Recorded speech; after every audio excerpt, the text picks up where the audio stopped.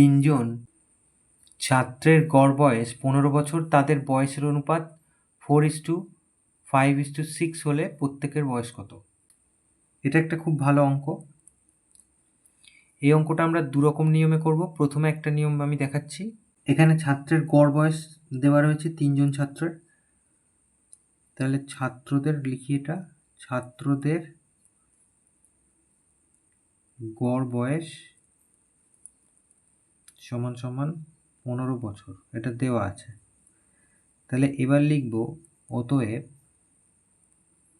ছাত্রদের মোট বয়স। তাহলে গড়ের সাথে যদি আমরা সংখ্যাটা গুণ করি তাহলে সমষ্টি পাওয়া যায়, মানে মোট। তাহলে 3×15 45। তাহলে তিনজনের মোট বয়স হচ্ছে 45 বছর।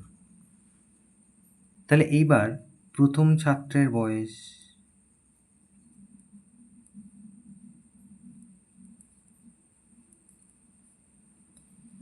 টোটাল হচ্ছে 45, আমরা পেয়ে গেছি। আনুপাতিক ভাগহার দিয়ে গুণ করব। এই যে প্রথম ছাত্রের আনুপাতিক ভাগহার হচ্ছে 4/3 যোগ করে লিখব 5 আর 6 11 আর 4 15। তাহলে 15 3×15 45, তাহলে 12 বছর। এটা প্রথম ছাত্রের বয়স পেয়ে গেলাম। একই রকমভাবে আনুপাতিক ভাগহার দিয়ে হিসেব করলেই দ্বিতীয় ছাত্রের বয়স আমরা পেয়ে যাব। 45 গুণ, এক্ষেত্রে আনুপাতিক ভাগহার হবে 5-এর 15। এই যে 5, তাহলে এই যে 3, তাহলে 3×5 15 বছর। অতএব তৃতীয় ছাত্রের বয়স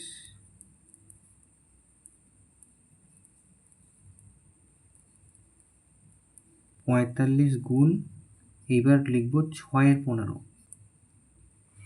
এই যেখানে 6,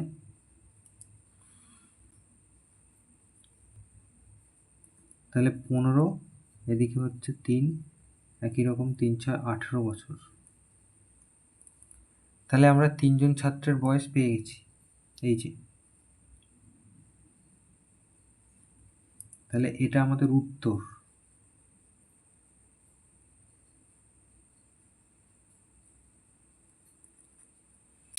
আমরা যদি অন্য একটা নিয়মে এটা করি তাহলে কেমন হবে দেখে নিই। তাহলে অন্য নিয়মটা, অথবা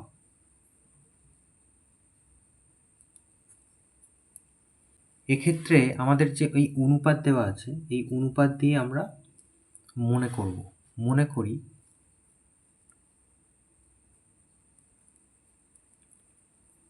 প্রথম ছাত্রের বয়স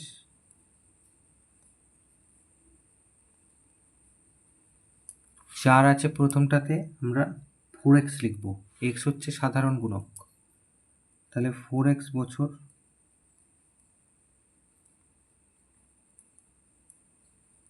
দ্বিতীয় ছাত্রের বয়স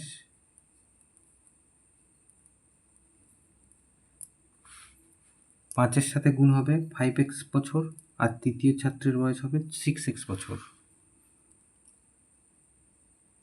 তাহলে 5x বছর, আর তৃতীয় ছাত্রের বয়স হবে 6x বছর। তাহলে আমাদের কি বলেছিল, প্রশ্নানুসারে গড় দিয়ে দিয়েছিল। গড় আমরা কি করে পাই, এই তিনটে যোগ করব, করে যদি আমরা 3 দিয়ে ভাগ করি, সমষ্টিকে যদি সংখ্যা দিয়ে ভাগ করা হয় তাহলে গড় পাওয়া যায়। তাহলে সেটা আমাদের বলে দেওয়া ছিল কত, 15 বছর বলে দেওয়া ছিল। তাহলে এখান থেকে আমরা এই যে 5 আর 6 11, তাহলে 11 আর 4 15, 15x সমান সমান কোনাকুনি গুণ করে দিই 45। তাহলে এখান থেকে আমরা পেয়ে যাচ্ছি x সমান সমান 45কে 15 দিয়ে ভাগ, তাহলে 3। তাহলে x এর মান আমরা পেলাম 3। x কে আমরা সাধারণ গুণক ধরেছিলাম। তাহলে অতএব